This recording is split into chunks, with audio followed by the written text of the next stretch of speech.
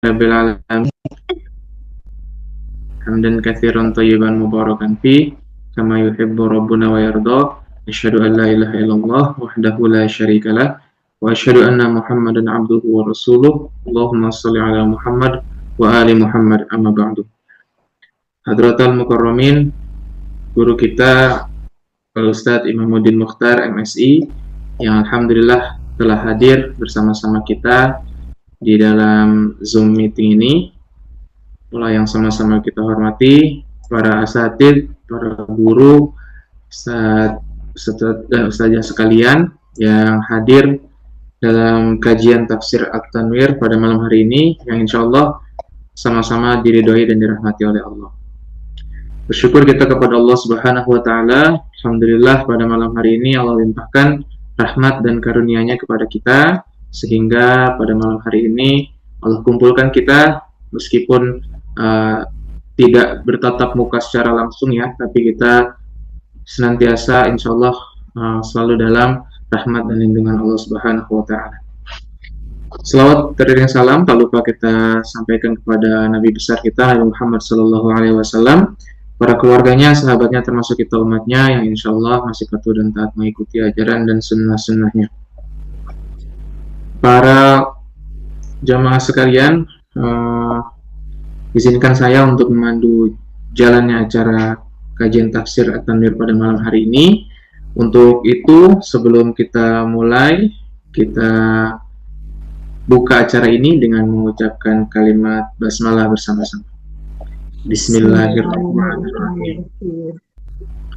Baik, nanti akan disambung, dilanjut oleh guru kita Ustadz Imamuddin Mukhtar MSI untuk penyampaian kajiannya. Bagi jamaah sekalian, mohon kiranya untuk bisa menonaktifkan mikrofon ya, agar kajian berjalan dengan tertib dan bisa menghidupkan kamera agar Ustadz Imamuddin Mukhtar bisa menatap jamaah sekalian. Baik, tanpa berpanjang kalam, saya serahkan waktu dan tempat kepada Ustadz Imamuddin Mukhtar MSI. Kepada beliau dipersilahkan. Silakan Ustadz. Baik, terima kasih Ustaz Reza Mulyawan. Bismillahirrahmanirrahim. Assalamualaikum warahmatullahi wabarakatuh. Waalaikumsalam warahmatullahi wabarakatuh. Alhamdulillahi rabbil alamin. Wa bihi nasta'inu ala umuri dunya waddin. Wassalatu wassalamu ala sayyidina wa habibina wa maulana Muhammadin wa ala alihi wa ashabihi ajma'in. Rabbi shrah li sadri wa yassir li amri wa hlul 'uqdatam min lisani yafqahu qawli. Alhamdulillah, segala puji bagi Allah Subhanahu wa taala atas limpahan nikmat yang tak henti-hentinya Allah berikan kepada kita. Salawat dan taslim kepada baginda Nabi Allah Muhammad sallallahu alaihi wasallam, suri tauladan kita, uswatun hasanah kita, yang semoga Allah istiqomahkan kita menjadi pengikut baginda Nabi Allah Muhammad sallallahu alaihi wasallam. Alhamdulillah jemaah sekalian, Bapak Ibu yang dimuliakan oleh Allah Subhanahu wa taala, pada malam hari ini mungkin bisa diizinkan untuk share screen. Kita akan membaca tafsir At-Tanwir ya, jilid yang kedua ini ya. Jilid yang kedua, halaman 160 ya, halaman 160 ayat 196 hingga 202 ataupun 203.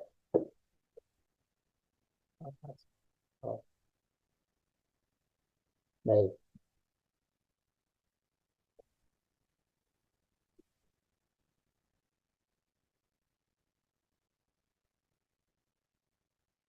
Silakan halaman 160 bagi yang mempunyai bukunya ya, bisa dibuka halaman 160 ayat 196 ya. Kita baca terdahulu ayatnya. A'udzu billahi minasy syaithanir rajim. Bismillahirrahmanirrahim. Wa atimmul hajja wal umrata lillah. فإن أحصرتم فما استيسر من الهدي ولا تحلقوا رؤوسكم حتى يبلغ الهدي محله فمن كان منكم مريضا أو به أذى من رأسه ففدية من صيام أو صدقة أو نسك فإذا أمنتم فمن تمتع بالعمرة إلى الحج فما استيسر من الهدي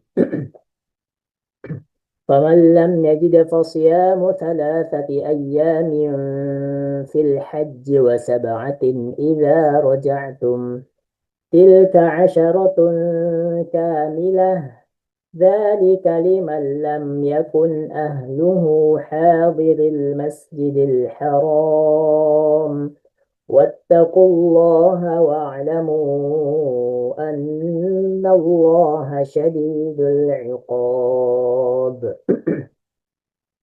الحج أشهر معلومات فمن فرض فيهن الحج فلا رفث ولا فسوق ولا جدال في الحج وما تفعلوا من خير يعلمه الله وتزودوا فإن خير الزاد التقوى واتقون يا أولي الألباب ليس عليكم جناح أن تبتغوا فضلا من ربكم فإذا أفضتم من عرفات فاذكروا الله عند المشعر الحرام واذكروه كما هداكم وإن كنتم من قبله لمن الضالين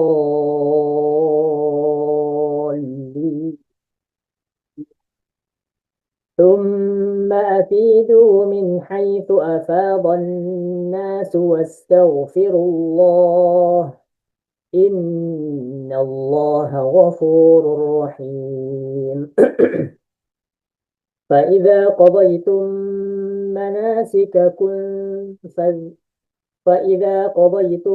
مناسككم فاذكروا الله كذكركم آباءكم أو أشد ذكرا فمن الناس من يقول ربنا آتنا في الدنيا وما له في الآخرة من خلاق ومنهم من يقول ربنا آتنا في الدنيا حسنة وفي الآخرة حسنة وقنا عذاب النار أولئك لهم نصيب مما كسبوا والله سريع الحساب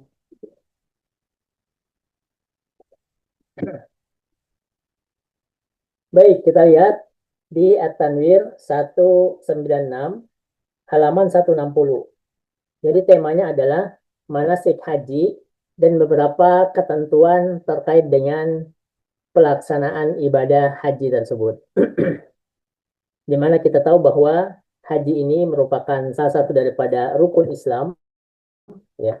Dia merupakan rukun Islam yang kelima yang secara bahasa itu maknanya adalah al-qasdu, menyengaja, bermaksud melaksanakan kegiatan tersebut. Dan hari ini ataupun mungkin sebelumnya ataupun hari-hari yang akan datang itu jamaah haji Indonesia mungkin diantaranya kerabat kita, sahabat kita, tetangga kita itu sudah mulai melaksanakan perjalanan untuk melaksanakan ibadah haji. Kita doakan semoga siapapun yang hari ini dipanggil untuk melaksanakan ibadah haji, Allah terima hajinya menjadi haji yang mabrur, Allah ampuni dosa-dosanya, dan Allah mudahkan dan lancarkan perjalanan serta ibadahnya. Amin ya rabbal alamin.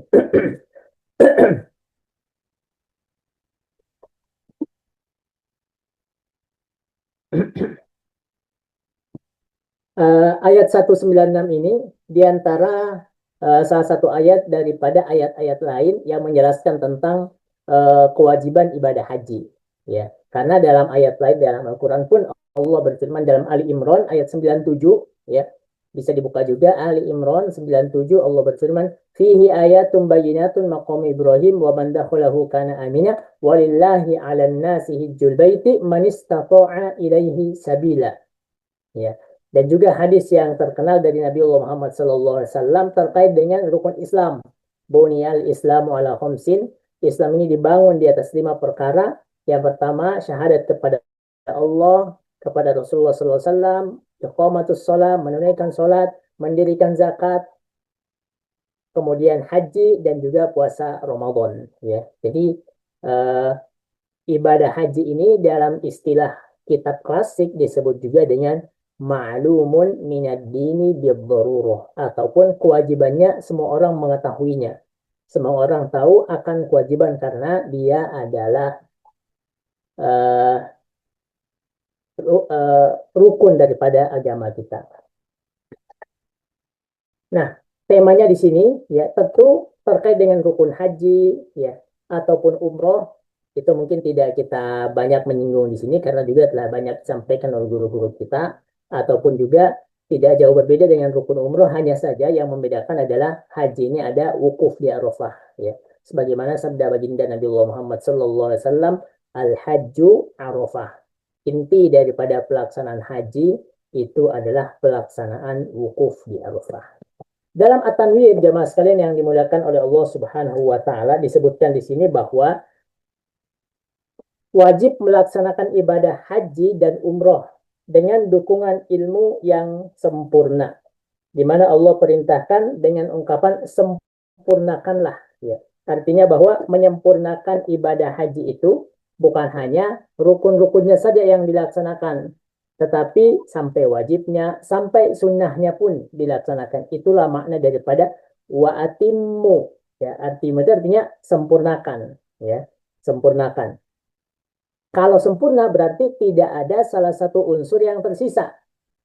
Artinya bahwa pelaksanaan ibadah haji ataupun kalau melaksanakan umroh, hendaklah rukunnya, wajibnya, ataupun sunnahnya dilaksanakan. Supaya apa? Supaya sempurna. Sebagaimana yang diajarkan baginda Nabi Muhammad SAW, khudhu anni manasikakum. Yang ngajarin manasik itu baginda SAW. Kata Nabi, ambillah, contohlah olehmu cara pelaksanaan ibadah hajiku. Jadi Nabi sudah mengajarkan sebagaimana dengan pelaksanaan sholat, jelas. Sallu kama ra'aitumuni usolli. Kemudian, poin yang kedua ini saya catat hanya inti-inti daripada at-tanwir. Syarat diterimanya ibadah, sebagaimana juga disampaikan, dituliskan Kiai Haji dalam falsafah ayat-ayat yang seringkali dibaca oleh Kiai Dahlan, disebutkan bahwa syarat diterimanya ibadah itu adalah ikhlas dan ittiba, 2 I ya. Ikhlas karena Allah, ittiba mengikuti tuntunan baginda Nabi Muhammad sallallahu alaihi wasallam. Maka di ayat ini ya, ungkapannya Allah berfirman wa atimmul hajja wal umrata lillah ya. Jelas sekali di sini tulisannya lillah ya. Karena Allah Subhanahu wa taala. Jadi pelaksanaan haji, pelaksanaan umroh itu hanya karena Allah, bukan untuk tepuk tangan manusia, bukan untuk mendapatkan gelar, bukan untuk ingin disanjung oleh manusia, tetapi dilandasi dengan keikhlasan kepada Allah Subhanahu wa taala. Inilah makna lillah. Kemudian di sini disebutkan ya, di tanwir ini semua ibadah itu harus dilaksanakan karena Allah. Tapi kalau kita lihat di dalam Al-Qur'an tidak ditemukan kata lillah terkait dengan ibadah-ibadah rukun yang lain ya. Adapun haji Allah garis bawahi lillah. Contoh juga di Ali Imran walillah. Nah, mengapa demikian? Ya, karena masyarakat jahiliyah dalam melaksanakan ibadah haji kaum musyrikin itu ada tujuan tertentu yang tidak sejalan dengan tuntunan daripada Allah Subhanahu wa taala. Ada tujuan mereka datang adalah untuk dagang, untuk sekedar kumpul bersama. Allah ingin menafikan tersebut daripada umat baginda Nabi Muhammad SAW, sehingga Allah ungkapkan lillah, hanya karena Allah Subhanahu wa taala. Kemudian poin kedua, fa in uhsirtum famastaysara minal hadi. Ya.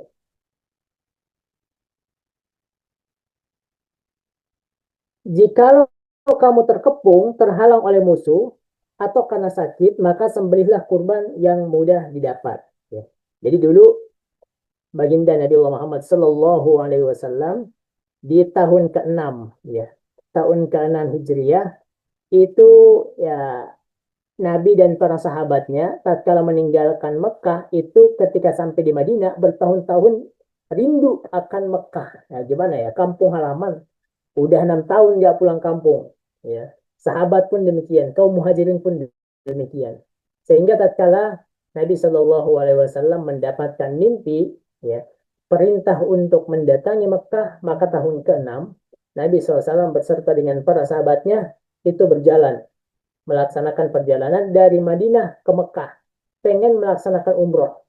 Tidak ada tujuan peperangan, tidak ada, ya, tidak ada maksud perang, tidak ada, karena yang dibawa pun bukanlah pembendaraan untuk peperangan, tidak, tetapi pengen melaksanakan umroh. Itu tahun ke-6.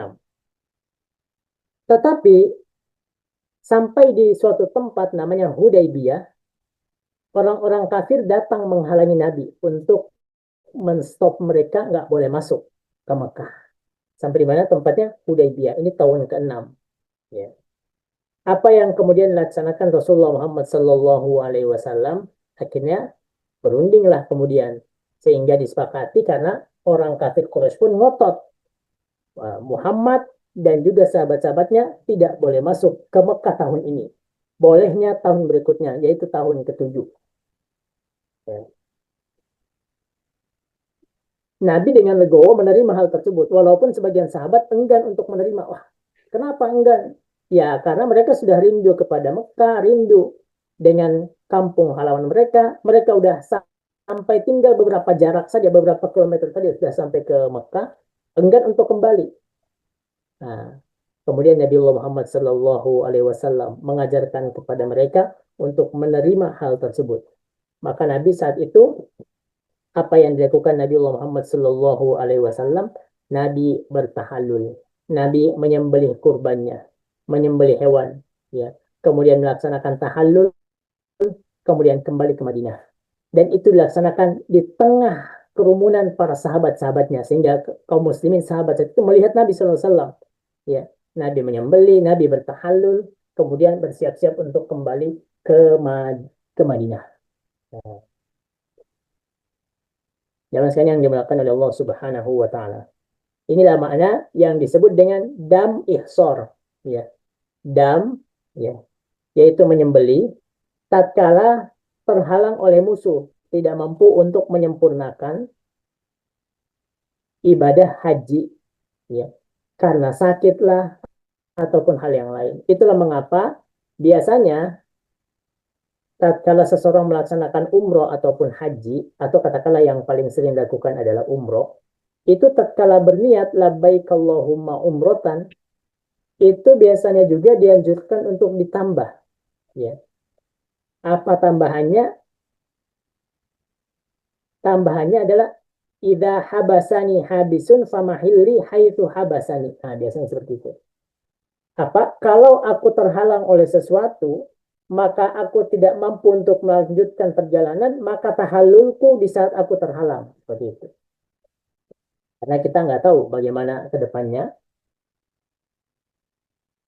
maka dianjurkan pun untuk membaca hal tersebut, membaca niat tersebut. Kalau terhalang masuk Mekah karena sakit kemudian tidak melaksanakan kegiatan-kegiatan umroh ataupun haji, maka bertahallul di tempat ia terhalang. Baik. Gelar yang telah melaksanakannya, satu, faktor mengalihkan dari tujuan utama, dua, perisai bagi penyandangnya. Karena biasanya orang yang melaksanakan ibadah haji itu biasanya seringkali dipanggil ketika pulang, haji, haji, pak haji, pak haji, ya, bu haji gitu, ya. Bahkan sebelum pulang ke Indonesia pun, ya, di Saudi udah dipanggil haja, haja, haja. Nah, sama itu tapi ya, sama siapa yang manggil tuh? Askar, ya, askar. Karena kan haji ya artinya pengunjung. Hajja ya huju, hajun ya berarti pengunjung. Maka tadi kita mengenal ada dam ihsor. Dam yang disembelih, hewan yang disembelih tatkala terhalang untuk masuk ke Mekah. Ya, karena terhalang oleh musuh ataupun karena eh, alasan-alasan yang lainnya sehingga tidak memungkinkan sampai menyempurnakan daripada ihramnya, daripada umroh ataupun hajinya. Ya. Kemudian Allah mengatakan wala tahliku ru'usakum hatta yablughul hadyu mahillah. Ya. Allah bilang janganlah kamu mencukur rambutmu sebelum kurban sampai di tempat penyembelihannya.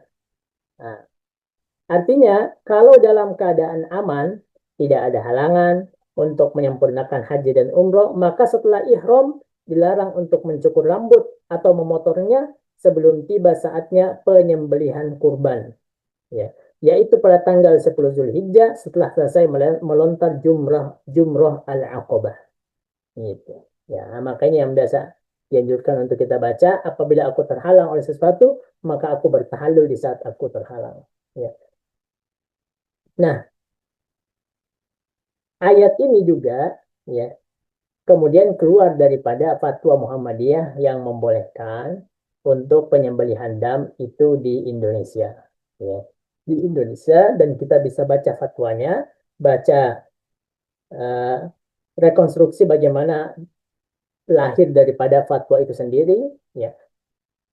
Kemudian juga terdapat pendapat-pendapat ulama sebelumnya dari kalangan mazhab yang membolehkan terkait dengan hal tersebut. Bahkan ya Saudi ya juga pun menganjurkan untuk pelaksanaan penyembelihan hewan dam itu karena hajinya adalah haji tamattu. Haji tamattu itu melaksanakan umroh dulu, kemudian melepaskan kain ihram, bersenang-senang, kemudian baru nanti menunggu ya tanggal 8 ya 8 Zulhijjah hari Tarwiyah baru kemudian mulai melaksanakan ihram kembali untuk beberapa hari ke depan. Dalam keadaan aman, maka setelah berihram dilarang mencukur rambut, sekedar memotongnya sebelum tiba saatnya penyembelihan kurban. Nah, gitu. Artinya kalau mudah, kalau aman, maka diperhatikan ketentuannya. Karena kita tahu haji itu kan ada tiga, ya, tamattu, kemudian qiron, kemudian ifrad. Nah, mayoritas jamaah haji atau katakanlah jamaah haji Indonesia ataupun jamaah haji yang lain itu melaksanakan haji tamattu. Ya, haji tamattu itu tatkala dia sampai dia melaksanakan umroh terlebih dahulu. Ketika setelah selesai umroh, barulah kemudian di tanggal ke-8 kemudian mulai pelaksanaan ibadah haji. Ya. Ada yang kiron, ya ada kecil, sebagian kecil, ada juga yang mungkin yang ifrad ya. Nah, kemudian apa yang konsekuensi kalau ternyata tidak mendapatkan hewan kurban, tidak mendapatkan hewan dam, ya. Maka yang saya katakan, apabila tidak mampu membayar menyembelih hewan kurban, maka berpuasa 3 hari dalam masa haji dan 7 hari setelah kamu kembali. Itulah 10 hari yang sempurna. Ya. Faman lam yajid fasiyamu thalathati ayyamin fil haji wa sab'atin idza raja'tum. 3 di tanah suci, kemudian 7 ketika sudah pulang ke rumah. Tilka asyarutun kamilah. Itu adalah 10 yang sempurna. Dari kalimat lam yakun ahluhu hadiril masjidil haram wattaqullaha wa'lamu annallaha syadidul iqab. Apa yang disembelih? Ya ternak sebagaimana orang yang tidak melaksanakan haji, maka di Indonesia dia melaksanakan ibadah kurban. Ya. Baik itu sapi, unta untuk 7 orang, ataupun kambing untuk 1 orang. Apabila tidak mampu tadi, ya orang yang haji tamattu tidak mendapatkan hewan untuk dam ataupun tidak mampu untuk membeli, maka gantinya berapa tadi? Puasa berapa hari? 3 hari. Ya. Dilaksanakan di tanah suci 3, kemudian 7 dilaksanakan ketika kembali ke tanah air. Itu bagi yang tidak mampu membeli hewan dam untuk disembelih. Ya.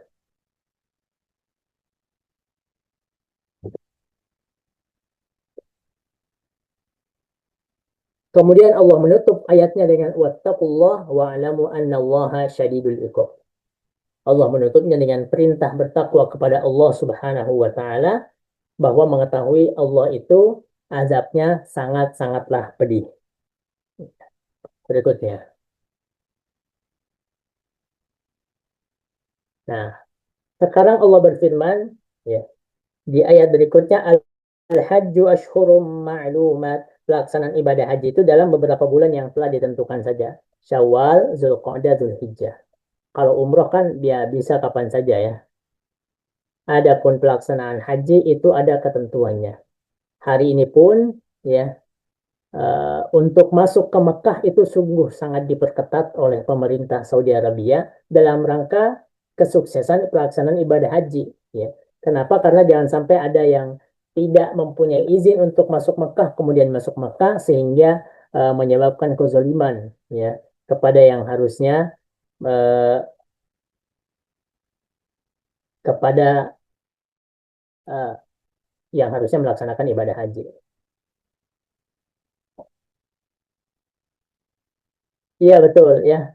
Mayoritas akan membayar dam ya. Kenapa? Karena ya pelaksanaan haji yang mudah dilaksanakan itu adalah haji tamattu ya. Karena kita tahu jamaah haji kita nih datang ke Saudi itu tidak langsung berpakaian ihram di tanggal ke-8 ya karena tidak ada jamaah haji yang datang tanggal ke-8 ya. Kalaupun ada mungkin sangat sedikit apakah pejabat ataupun yang lainnya. Adapun mereka yang datang ya biasanya kan ya 20 hari sebelum tanggal 8, ada yang berangkat lebih awal, artinya yang berangkat sekarang ya sudah lebih awal datang ke Madinah ataupun ke Mekah. Dia bisa melaksanakan umroh terlebih dahulu, baru kemudian melepas kain ihramnya ya. Karena kan berat kalau tidak dilepas sampai tanggal 8 ya. Berat. Nah, maka dilepaslah tamattu. Tamattu itu artinya bersenang-senang ya. Bersenang-senang nanti bayar dam. Al-hajju ashhurum ma'lumat. Haji itu ada ketentuan tanggalnya, ada ketentuan waktunya. Tidak boleh di luar daripada uh, bulan-bulan ini. Syawal, Zulqa'dah ataupun Zulhijjah. Maka kalau orang datang ke Mekah pada bulan Ramadan misalnya, maka dia tidak boleh melaksanakan ihram untuk ibadah haji. Mengapa? Ya, karena masih jauh, karena bukan bulan haji. Dia hanya dibolehkan ihram untuk umroh saja. Kenapa? Karena umroh itu, ya kita tahu pelaksanaannya tidak dibatasi waktunya seperti ibadah haji. Yang hanya dilakukan sekali dalam sepanjang tahun. Baru kemudian dia boleh melaksanakan niat ihram untuk melaksanakan haji, ya di Zulqa'dah ataupun Zulhijjah. Mulainya kapan? Tanggal 8 Zulhijjah. Ya. Yang dikenal juga dengan hari Tarwiyah. Dan dalam melaksanakan ibadah haji, segala kebaikan yang kamu kerjakan pasti Allah mengetahuinya. Berbekallah karena sesungguhnya sebaik-baik bekal adalah takwa. Bertakwalah kepadaku ya orang-orang yang punya akal sehat. Nah ini Allah katakan ayat yang sering kita baca ya. Wa ma taf'alu min khairin ya'lamullah. Apa yang dilaksanakan, sekecil apapun ibadah yang dilaksanakan ketika haji, maka Allah Maha tahu.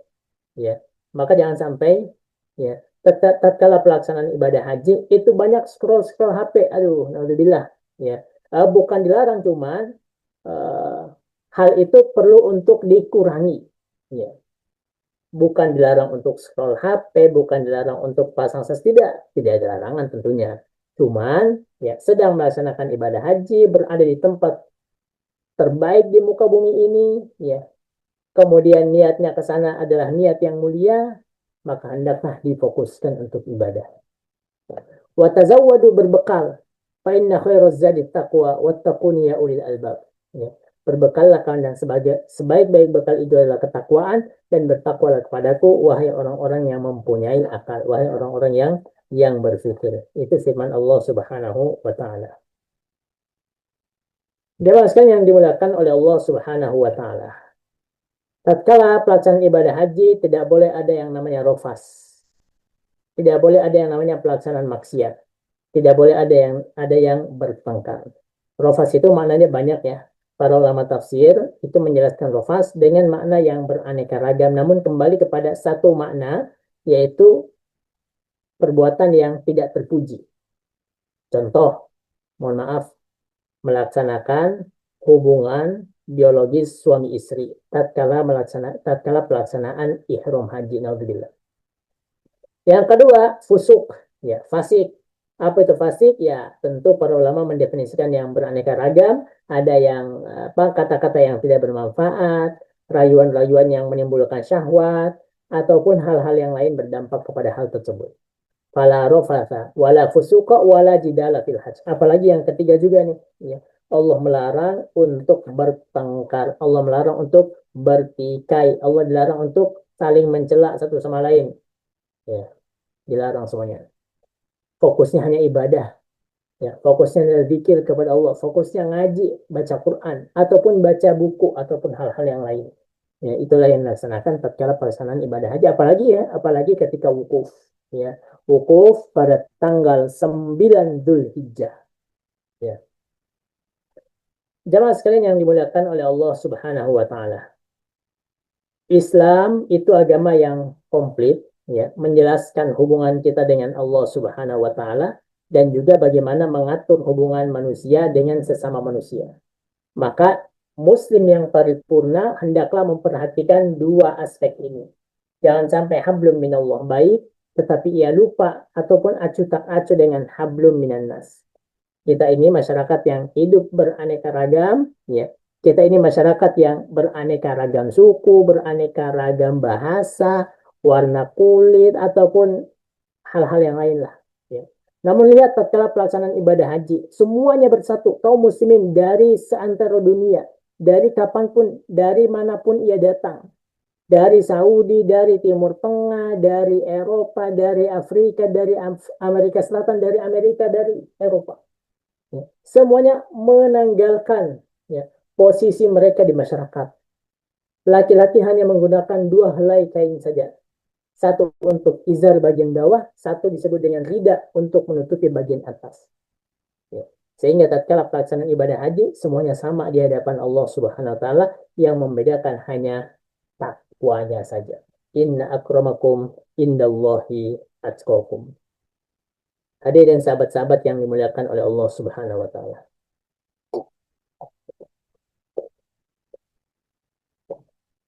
Maka kita pesankan kepada siapapun yang melaksanakan ibadah haji dipanggil hari ini, maka jangan sampai lidahnya menggunjing orang lain. Jangan sampai lidahnya menjatuhkan kehormatan orang lain. Jangan sampai tangannya memukul orang lain. Jangan sampai kakinya jangan sampai kakinya mengarahkannya ke tempat-tempat yang tidak disenangi oleh Allah Subhanahu wa taala, tidak diridhoi oleh Allah Subhanahu wa taala. Maka supaya terhindar dari fala rofas, tidak melaksanakan rofas, tidak melakukan fusuk, tidak melaksanakan jidal, maka Allah Subhanahu wa taala telah berfirman di dalam ayatnya. Ya, Allah berfirman,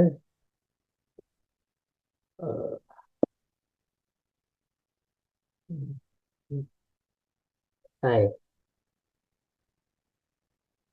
wa ma taf'alu min khairin ya'lamu wa tazawwadu fa inna khairaz zadi taqwa wattaqun ya ulil albab. Ya. Jadi bekal yang dibawa adalah bekal takwa, adalah bekal takwa.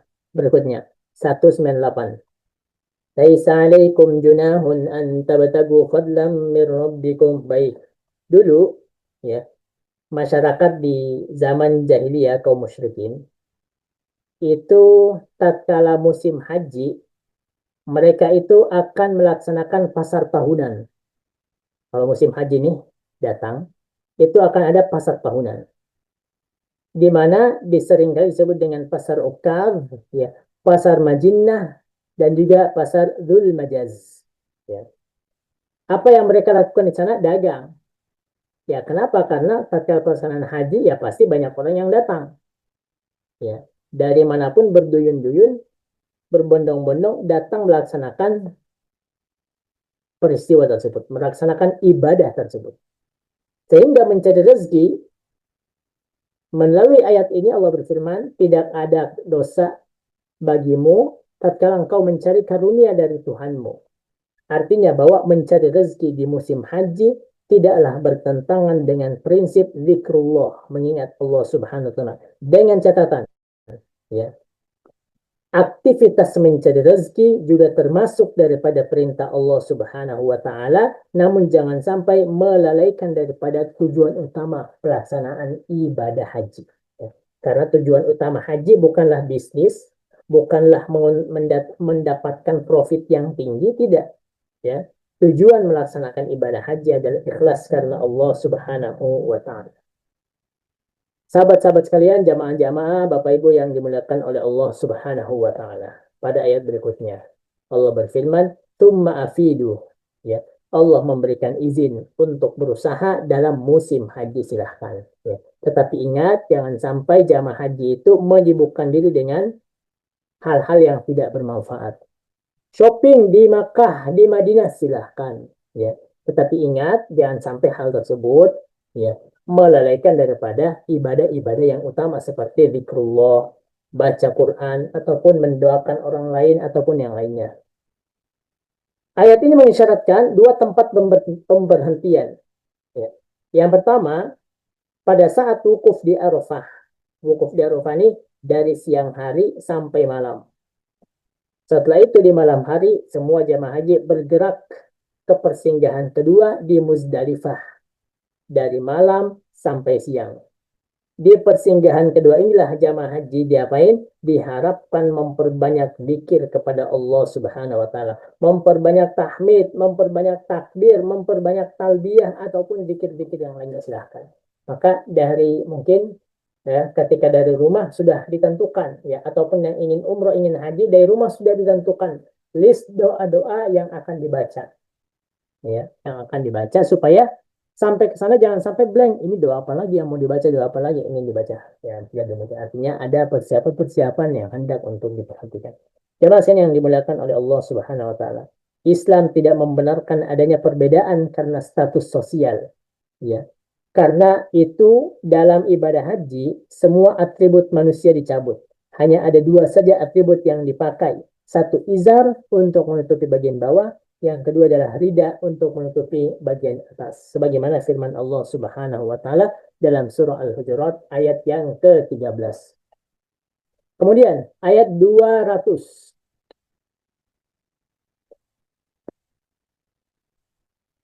Fa idza qadaitum manasikakum, apabila telah selesai melaksanakan ibadah haji, fadhkurullaha kadzikrikum, maka lakukanlah zikir. Maka perbanyaklah zikir menyebut nama Allah Subhanahu wa Ta'ala ya. Ataupun berzikir dengan banyak sebanyak-banyaknya. Karena yang namanya zikir ya tidak dibatasi. Allah berfirman, "Ya ayyuhalladzina amanu dzkurullaha dzikran katsira." Ya, wahai orang-orang beriman, zikirlah kepada Allah Subhanahu wa Ta'ala dengan zikir yang sebanyak-banyaknya. Ya. Artinya tidak ada batasan tertentu. Setelah diperintahkan banyak zikir dan berdoa, ada di antara manusia yang berdoa. Nah, di sini ada doa, ada dua macam doa. Yang satu jangan dipraktekkan. Nah, yang dipraktekkan adalah yang kedua. Apa bedanya? Kalau yang pertama itu hanya minta dunia saja. Lupa bahwa kebaikan akhirat itu lebih baik dibandingkan kehidupan di dunia.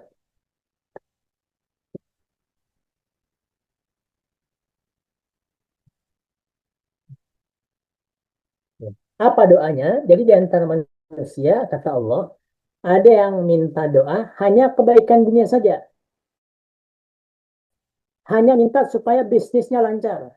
Hanya minta supaya usahanya lancar. Profit terus-menerus tanpa henti. Tetapi lupa ya minta perkara akhirat. Lupa minta keselamatan akhirat. Dan Allah Subhanahu wa Ta'ala mengajarkan kepada kita bahwa doa yang dibaca adalah Rabbana atina fid dunya hasanah wa fil akhirati hasanah wa qina adzabannar. Ya. Inilah doa yang sering kali kita baca. Ya. Ayat 202.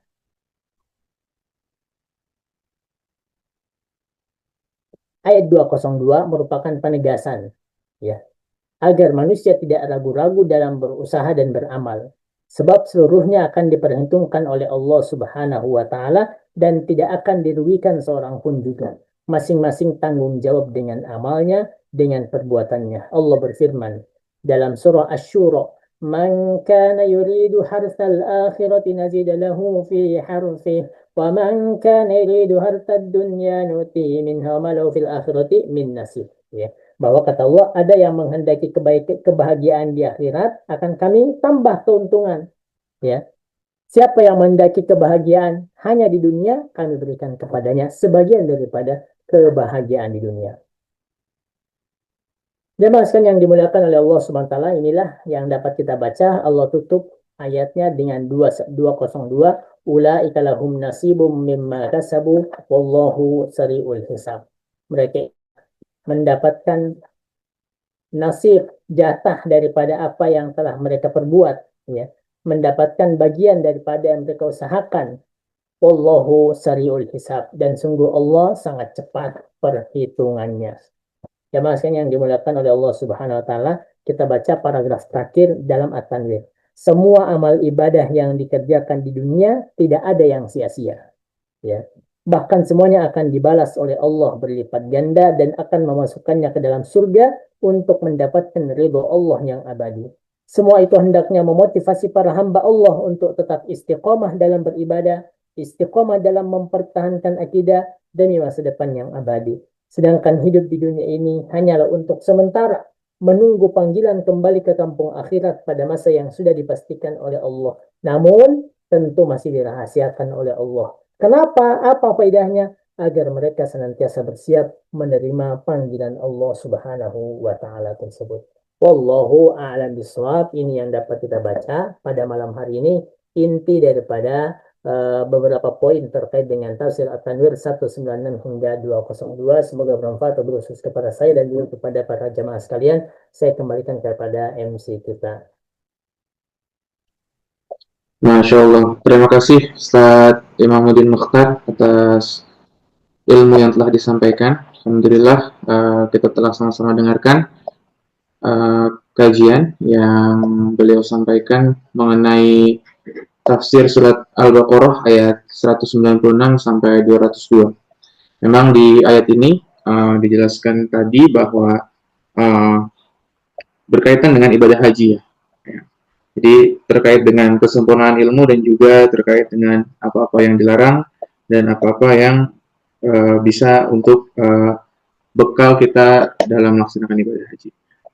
Baik, kita masih punya waktu. Di sini masih ada sekitar 10 menit bagi jamaah sekalian yang ingin bertanya. Tadi saya lihat di kolom obrolan juga ada pertanyaan dari Ustadz Dedi. Mungkin Ustadz Imamuddin Mukhtar berkenan untuk menjawab. Ini Ustadz Dedi bertanya, apakah hampir dipastikan semua jamaah haji akan membayar dam? Ini terkait dengan tadi pelaksanaan haji tamattu ya Ustadz ya.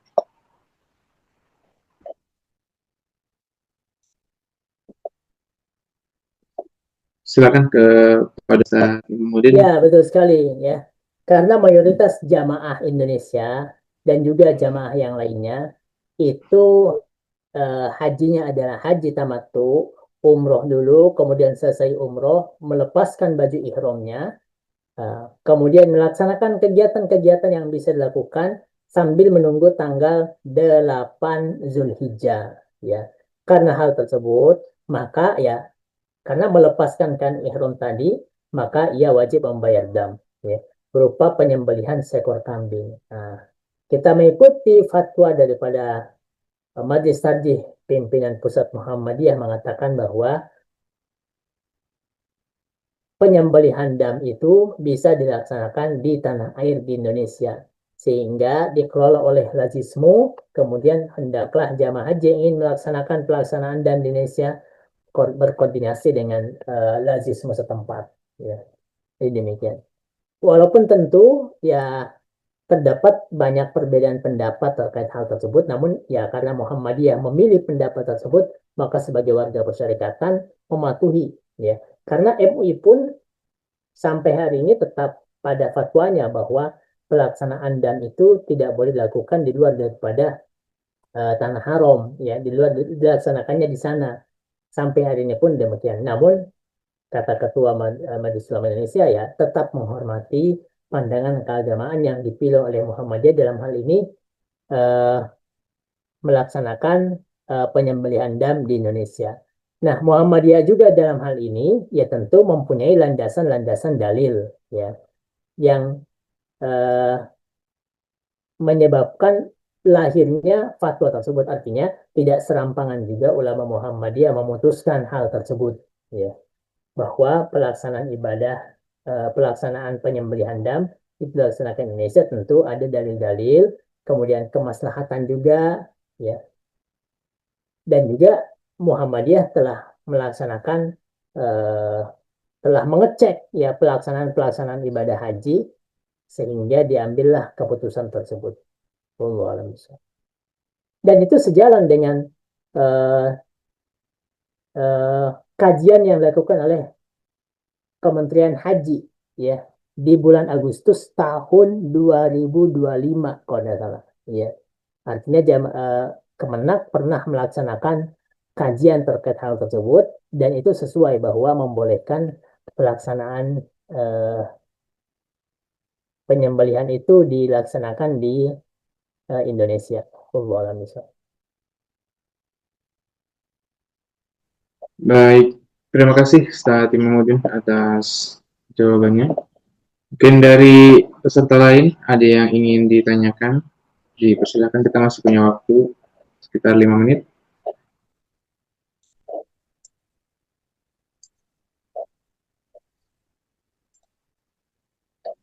Ada? Boleh angkat tangan.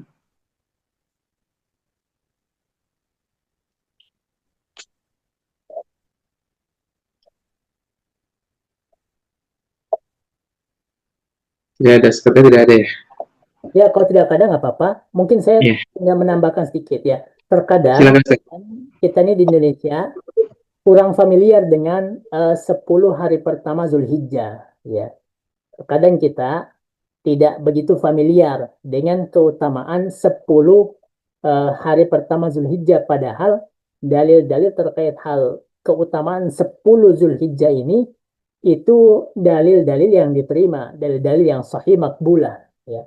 Yaitu Nabiullah Muhammad SAW bersabda dalam hadisnya, tidak ada amalan yang dikerjakan dan lebih dicintai di sisi Allah Subhanahu wa taala daripada amalan yang dilaksanakan pada 10 hari pertama Zulhijjah. Artinya kalau kita eh, Lebaran tanggal 27 Mei, berarti masuknya tanggal 18 berarti. Ya.